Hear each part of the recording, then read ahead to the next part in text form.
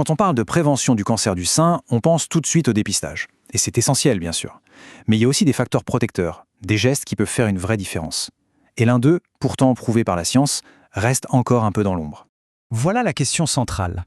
En dehors de la surveillance médicale, sur quoi peut-on agir, concrètement? C'est ce qu'on va explorer ensemble. Mais avant ça, pour bien saisir l'enjeu, il faut regarder les chiffres en face. Et ils sont impressionnants. 61 214, c'est le nombre de nouveaux diagnostics de cancer du sein en France juste pour l'année 2023. C'est un chiffre absolument colossal. Pour se donner une idée, ça représente un tiers de tous les nouveaux cancers chez les femmes. Et derrière chaque cas, il y a une histoire, une vie. Malheureusement, la maladie a emporté 12 600 femmes cette même année. Ça nous rappelle à quel point la prévention est une urgence, pas juste le traitement. Quand on met ces deux chiffres côte à côte, le constat est sans appel. Le cancer du sein, c'est à la fois le plus fréquent et le plus mortel chez les femmes en France. C'est un enjeu de santé publique majeur, vraiment. Alors, parlons prévention. On connaît assez bien les facteurs de risque sur lesquels on a un certain contrôle. Mais il y a un autre facteur, un protecteur puissant celui-là, dont on ne parle pas si souvent. On a, disons, le suspect habituel. L'alcool, le surpoids, le manque d'activité physique, le tabac. Tout ça, on sait que ce sont des facteurs de risque bien identifiés et surtout modifiables. Mais l'histoire ne s'arrête pas là. L'analyse d'aujourd'hui met justement le doigt sur autre chose. Pas un risque à fuir, non, mais une véritable armure naturelle. Un facteur qui émerge à un moment bien particulier dans la vie d'une femme. Eh oui, l'allaitement. C'est aussi simple que ça. Le simple fait d'allaiter son enfant au cours de sa vie offre une protection significative contre le cancer du sein. C'est un point fondamental et on va voir tout de suite pourquoi. Alors, entrons un peu dans la mécanique du corps. Comment ça marche? Parce que ce n'est pas de la magie, c'est de la biologie. Il y a une vraie relation de cause à effet, expliquée par la science. Tout part de ce chiffre, 4,3%. Pour chaque année, donc 12 mois cumulés d'allaitement au cours d'une vie, le risque de développer un cancer du sein diminue de 4,3%. C'est un effet direct, mesurable et vraiment pas négligeable. Et ce qui est vraiment intéressant, c'est que ça s'additionne. C'est un effet cumulatif. Regardez ce tableau. Si une femme allaite 2 enfants pendant 1 an chacun, ça fait 24 mois au total. Et hop, on double la mise, 8,6% de réduction du risque. 3 enfants, elle était 5 mois chacun, ça fait 15 mois, et donc environ 6% de réduction. Chaque mois, vraiment, chaque mois compte.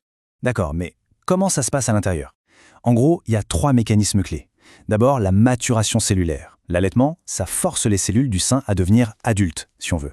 Elles se stabilisent et sont moins vulnérables aux mutations. Ensuite, il y a la régulation hormonale. La lactation met les ovaires en pause, ce qui réduit l'exposition aux oestrogènes, une hormone qui peut parfois nourrir des tumeurs. Et enfin, un truc génial, le renouvellement cellulaire. C'est comme un grand nettoyage de printemps naturel qui élimine des cellules, y compris celles qui auraient pu avoir un défaut. Maintenant qu'on a vu le comment, prenons un peu de recul. Parce que cet effet protecteur, il fait partie d'un tableau beaucoup plus large, avec des bénéfices pour tout le monde, la mère comme l'enfant. Ce graphique, il est assez parlant, non? On voit que la France est un peu à la traîne. À 6 mois, seul un tiers des bébés sont encore allaités chez nous. Comparé avec la Suisse, plus de la moitié, ou la Norvège avec un score impressionnant de 71%. Ça pose question sur le soutien et l'information qu'on a ici. Et puis il faut bien se dire que la protection contre le cancer du sein, c'est la cerise sur le gâteau. Pour la mère, allaiter aide aussi à gérer son poids sur le long terme. Et pour l'enfant, eh bien c'est tout simplement la meilleure nutrition possible, un bouclier contre les infections et peut-être même un petit coup de pouce pour son développement. C'est gagnant-gagnant. C'est bien beau de lister tous ces avantages, mais il faut aussi être réaliste. Allaiter, ça peut être un parcours semé d'embûches.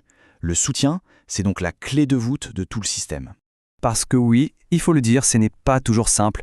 Les douleurs, les engorgements, la peur de ne pas avoir assez de lait. Mais personne ne devrait rester seul avec ces difficultés. Il existe tout un réseau de professionnels. Les sages-femmes, les consultantes en lactation, les PMI, les associations. L'aide est là, il faut juste savoir où la trouver. Et s'il y a vraiment un message à retenir, c'est celui-ci. Une phrase tirée de notre source, mais qui est tellement importante. Toute durée d'allaitement aura un effet protecteur. Il n'y a pas de petite victoire, il n'y a pas d'échec. Chaque jour, chaque semaine, chaque mois, tout ça, ça compte. L'important, ce n'est pas la durée parfaite, c'est le geste. Et ça nous amène à une question finale, qui nous dépasse un peu tous. Au-delà des choix de chacune, il y a une responsabilité collective. Comment est-ce que nous, en tant que société, employeurs, système de santé, pouvons construire un environnement qui aide vraiment les mères à faire des choix qui ont un impact aussi fort sur leur santé? C'est une réflexion qui nous concerne tous et qui, au final, peut sauver des vies.